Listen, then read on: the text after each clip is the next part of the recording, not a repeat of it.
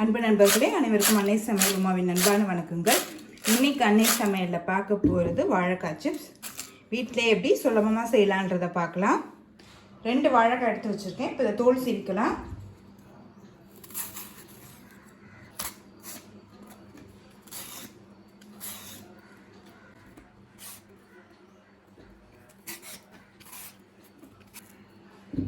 ரெண்டு வாழைக்காய்க்கே பார்த்தீங்கன்னா நிறையவே சிப்ஸ் வரும். இப்போ வாழைக்காயை தோல் சீவியாச்சுங்க. உங்ககிட்ட சிப்ஸ் போடுறது இருந்ததுன்னா அதை எடுத்துக்கோங்க. அதை வச்சு நம்ம இது பண்ணிக்கலாம்.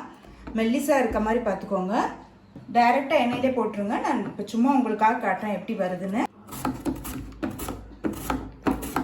பாருங்கள், நல்லா இது மாதிரி மெல்லிசாக வரணும். இதை நம்ம டைரெக்டாக எண்ணெயில் போட்டுடலாங்க. அப்போ தான் நல்லா வரும். எண்ணெய் நல்லா சூடாகிடுச்சுங்க. இப்போ நம்ம ஸ்டவ்வை மீடியம் ஃப்ளேமில் வச்சுக்கலாம். நல்லா கிறிஸ்பியாக வரும். இப்போ அடுத்தது ஒவ்வொன்றா போட்டுக்கலாம்.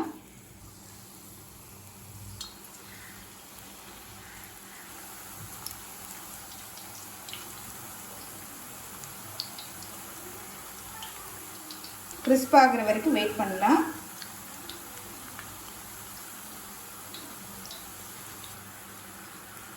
இப்போ பாருங்கள், சத்தம் நல்லா அடங்கிடுச்சுங்க. இப்போ இதை எடுத்துடலாம்.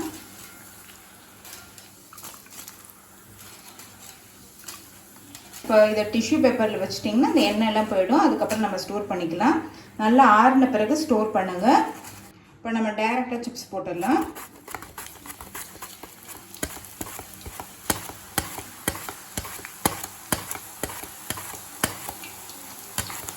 கொஞ்சம் தூரமாக வச்சுக்கோங்க. கையை கொஞ்சம் மேலே வச்சுக்கோங்க. அப்போ தான் தெளிக்காமல் இருக்கும். ஸ்டவ்வை நல்லா மீடியம் ஃப்ளேம்லேயே வச்சுக்கோங்க. ஹை ஃப்ளேமில் இருந்ததுன்னா மேலே வெந்துடும், நமக்கு கிறிஸ்பி ஆகாது. பாருங்கள், சத்தம் நல்லா அடங்கிடுச்சுங்க. இப்போ இதை எடுத்து தனியாக வச்சிடலாம். இப்போ அடுத்தது இதே மாதிரி எல்லாத்தையும் போட்டுக்கலாங்க.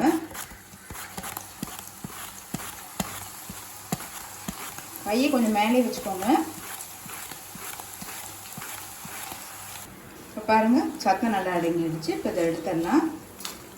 அடுத்தது கொஞ்சமாக கருவேப்பிலை சேர்த்துக்கலாம். சும்மா வாசனைக்காக தான் செய்கிறோம். இப்போ இதை சிப்ஸில் சேர்த்துக்கலாங்க. இப்போ அடுத்தது நம்ம சிப்ஸ் மேலே போடுறதுக்கு தேவையானது என்னென்னு போட்டு பார்த்துக்கலாங்க. தேவையான அளவு உப்பு, 1/2 டீஸ்பூன் மிளகாய்த்தூள், 1/4 டீஸ்பூன் கரம் மசாலா. இது சும்மா வாசனைக்காக தாங்க போட்டிருக்கோம். உங்களுக்கு இந்த டேஸ்ட் பிடிக்கிறேன்னா இதை நீங்கள் சேர்க்க தேவையில்லை. கொஞ்சம் பெருங்காயம். இது எல்லாத்தையுமே நல்லா மிக்ஸ் பண்ணிக்கலாங்க. இப்போ இதை எடுத்து தனியாக வச்சிடலாம்.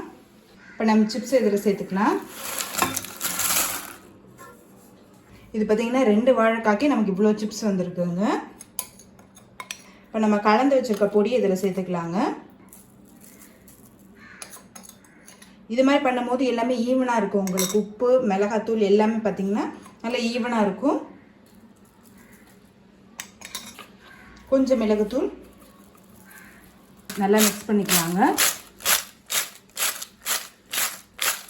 சிப்ஸ் பார்த்திங்கன்னா நல்லா கிறிஸ்பியாக வந்திருக்கு.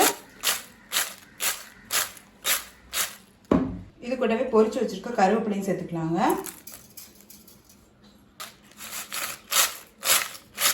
வாழைக்காய் சிப்ஸ் ரெடி ஆகிடுச்சுங்க. சர்வ் பண்ணிடலாம்.